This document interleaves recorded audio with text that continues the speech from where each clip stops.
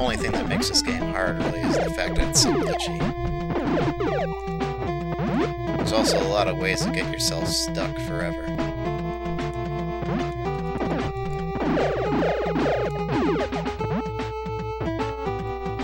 For instance, since this is a speedrun, let's take a moment to slow down and show you something.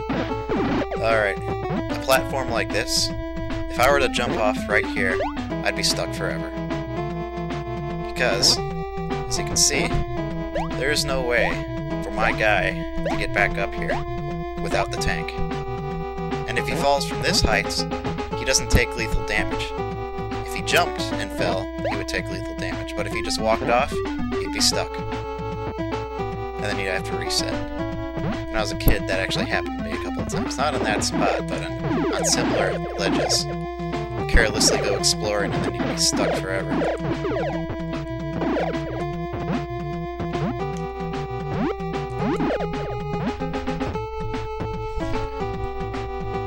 Additionally, this spot right here, also a place that's been glitched for me.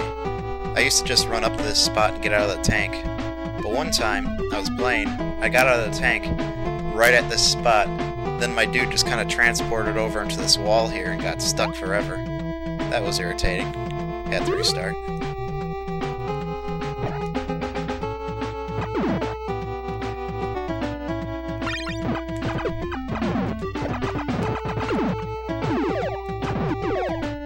This stage is, or rather this cavern has an attribute about it that can be irritating. Coming up is a flashing gun power-up. And flashing gun power-ups give you four blocks to your gun gauge. Which is a very significant amount. 2 more blocks from and you have your fully upgraded gun. That is until you take damage, then you have to have 7 blocks instead of 6. Don't ask me why. And this time, it's actually here. Like, half the time it isn't. And that's what the point I was getting at, is that sometimes the power-ups spawn, other times they don't.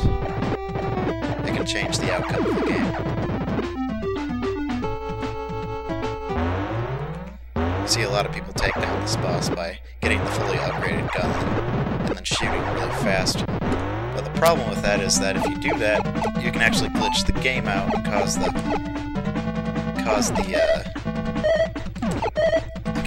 start button's not working very well. There we go. You can cause the game to glitch out, and the music will get all screwed up. Occasionally, it can also cause a condition where the boss will have no life left, but continue to fight for an unknown amount of time. Anywhere between like 5 seconds to over a minute. Now, since that boss isn't much of a threat, it isn't really a problem, except for the fact that it ruins speedruns. But that happens to the harder version of that boss as well. And when that happens, that one's a problem, because he's got attacks that are actually legitimately hard to dodge. So just thought I'd mention that.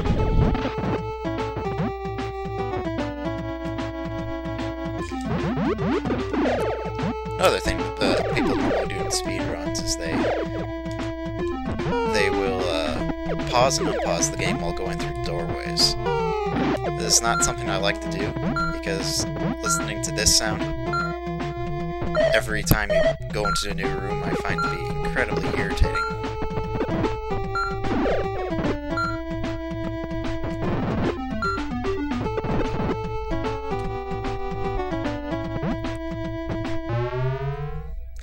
Here we are at stage 3. Stage 3, probably my favorite music in the game. Pretty close.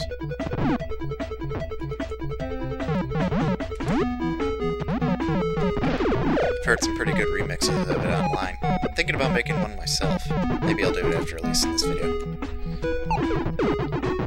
And no, Dirk, I'm not going to make a remix of stage 4, just because you asked.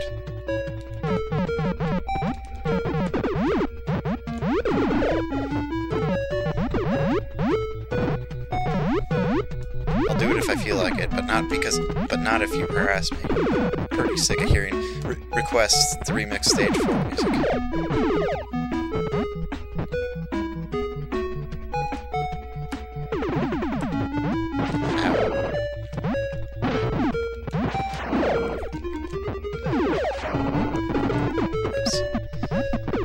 It seems to be a little touchy. I did it on purpose a couple of times, but that last one was not.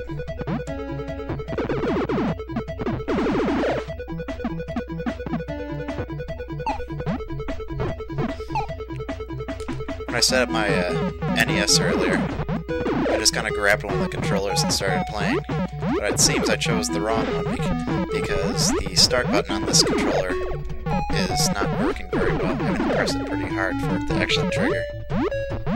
There's a problem with the exploiting the damage glitch on the bosses.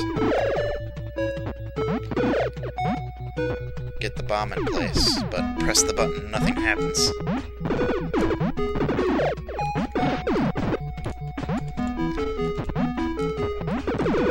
And thus, I am discovering why I originally did the speedrun commentary after playing the game, because I find it a lot harder to concentrate on doing well when I'm also talking. Or thinking of things to say. I don't really have much interesting to say about this in the first place. But still, I'm trying.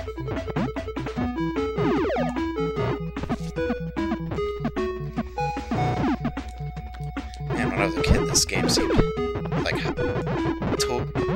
like I don't even know how to put it into words. This was a rather unique experience for me playing this game when I was a kid. However, now I'm an adult, and not only, if you don't even take into account the fact that video game technology has progressed a lot in the years. There's also the fact that I've done a lot of studying on the original NES specification. I know reasonably well how these machines work. They're not nearly as magical as they used to seem.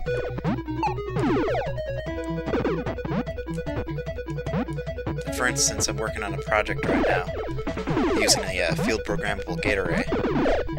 Implemented a video game system with capabilities actually superior to the NES in digital logic, and it works in everything. The only thing I'm working on still is trying to get it to use a controller. Fortunately, I decided I was going to use the NES controller, but unfortunately the NES controller doesn't use the same voltage logic that the FPGA I'm using uses.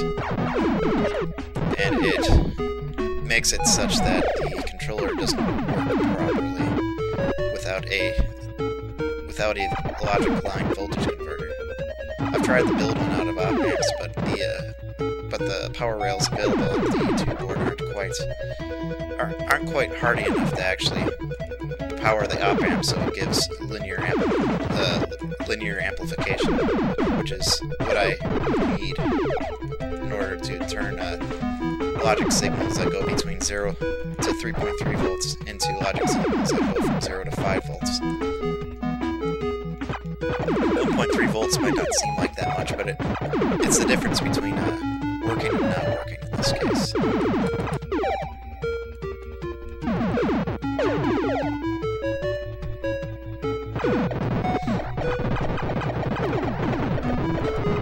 If I could get that working, it'd be awesome. For me, at least.